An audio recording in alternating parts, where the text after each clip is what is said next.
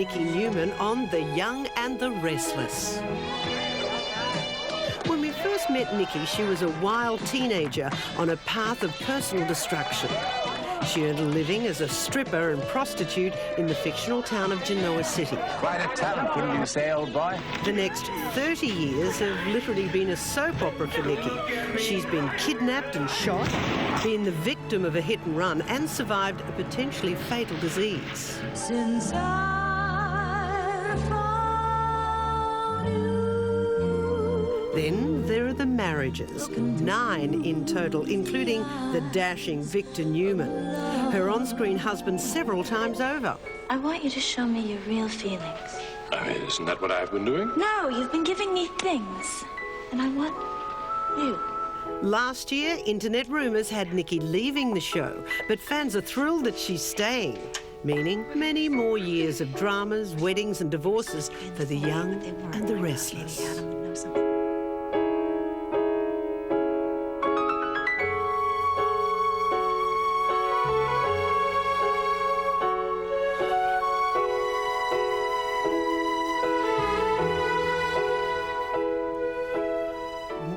I love that 30 years Melody Scott, Thomas Scott. This is wonderful. I saw some of the gasps on your face when you were looking at that. Well, the stripping bit was a little startling. As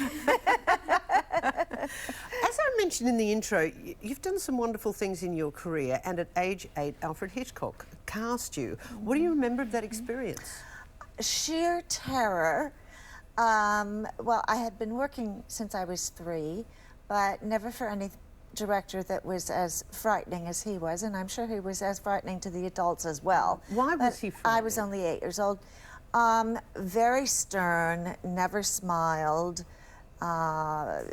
breathed very loud, and I just, of course, my training had drilled into my head. You do what the director says, please the director.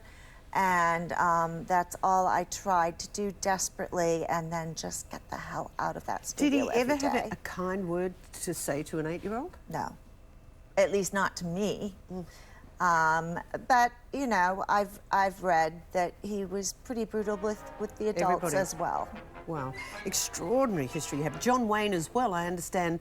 You were probably the last person to ever appear with John Wayne on celluloid. I was indeed, and that's so clever that you have figured that out, because the Japanese worship John Wayne, and I just recently discovered they came to LA to my dressing room at CBS, and they told me, you are the last female to have appeared on screen with John Wayne. Wow. And I thought about it, and I thought, well, yes, I suppose that's true. Which movie was that? It was The Shootist, which turned out to be his final film. He was actually quite sick during the filming of it, and we all knew that he was sick. Was he nice to work with? Oh, he was exactly as you would imagine. Very tall, very big. He threw his arm out to shake my hand, and it was like a bear paw, you know, just massive, but so sweet and so lovely. And you were Very. about 13? No. For Oh, that, no? I was probably about 20, 21. Okay, then.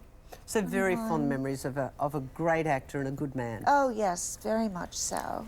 And Clint Eastwood as well. You worked with Clint in Dirty Harry and The Beguiled. Now, Right. that had an interesting The Beguiled story. was first, and being a Hollywood kid, instead of doing what normal kids do, I read the trade papers. I was reading Variety and The Hollywood Reporter every day, and so I read this little bit about that they were casting this Eastwood film called The Beguiled, and it was Civil War, girls' school, Geraldine Page, and the only girl that had not been cast yet was Abigail, the chubby girl. So with no guarantee of even an interview, I just got it in my head, I'm going to be that fat girl. And I started eating and eating and eating, and my family, I was saying, what is she doing? What's wrong with her? And I gained 20 pounds in a very short amount of time. And how old were you at this I stage? was 13. You were very determined. And I had been raised by my grandmother. yes, I was pushed in the business, but I also enjoyed it, so that was okay. But And you got the part. she took me to Western costume the day before my interview and got me all, you know, set up in a very tight Civil War outfit, so I was bursting out of it even more with the shoes that tie up, the not spats, but when I walked in Don Siegel, the director's office, I really did look like I was a very chubby, bursting out of her outfit girl. And in that I got scene, the though- part. Very rarely do you hear that you've gotten the part right there in the office. Fabulous. But that happened on that one. You So worked so hard. But there was a scene where you actually was... Explain that scene and what you did, you Melody, are naughty, to naughty. Clint. to How could you do bring that up. that? I really don't know why I did that. There's a scene, oh, it was just dreadful. I think the movie was ahead of its time because nobody was really ready to see Clint Eastwood die, certainly not at the hands of women. And we poisoned him with mushrooms and we cut off his leg and eventually the poor man dies. And there's a scene with Geraldine Page and Elizabeth Hartman and the 6 of us young students where we are sewing up the canvas around his body, getting ready for burial. And my position was down by his feet, and because he had only one leg at that point, we had chopped off the other one earlier, they had dug a hole in the ground so that he could put his real leg in there, so that the visual of the canvas looked like he just had one leg. And for some reason, you know, time goes on, you're just waiting, lots of waiting to shoot. And I just sat there looking at his ankle, looking at his foot. And I had this original, very thick Civil War needle in my hand. And don't ask me why to this day. I'm almost 54 years old and I still don't know why I did this. I decided to just give him a little jab. And of course, he flew out of the hole screaming he's been bitten by a spider or there's something in there, and everybody comes rushing and hurrying and carrying on. And I just sat there very quietly and didn't say anything. You're mischievous. And Have you always been that I was very mischievous? mischievous. Oh yes, yes. Let's not even talk about high school. I was a bit of a. So that was the last Clint naughty Eastwood girl. movie you ever starred with? No.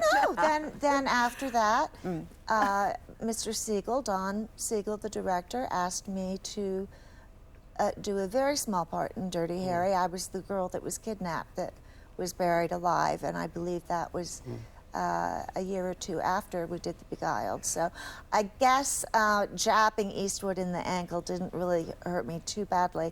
And then Don Siegel directed The Shootist as well. Wow. What a wonderful career, such fabulous memories, a lot more to do, of course, but The Young and Restless, as the pictures were painted in that previous story, a fabulous body of work, lots of stuff you went through, and you're out here because it's on the W channel on Foxtel, and we just appreciate your time so much this morning, Melody. Oh, it's a pleasure. I've heard so much about you. I'm happy to see you and Thank you. see you face to face. I've heard how beautiful you are. So I Get tried. those glasses checked. I tried to, you know, come up to par. Oh, perfect, perfect. It is truly lovely to have you on. Thank you. Thank you so much. We've got more coming up. Stay with us.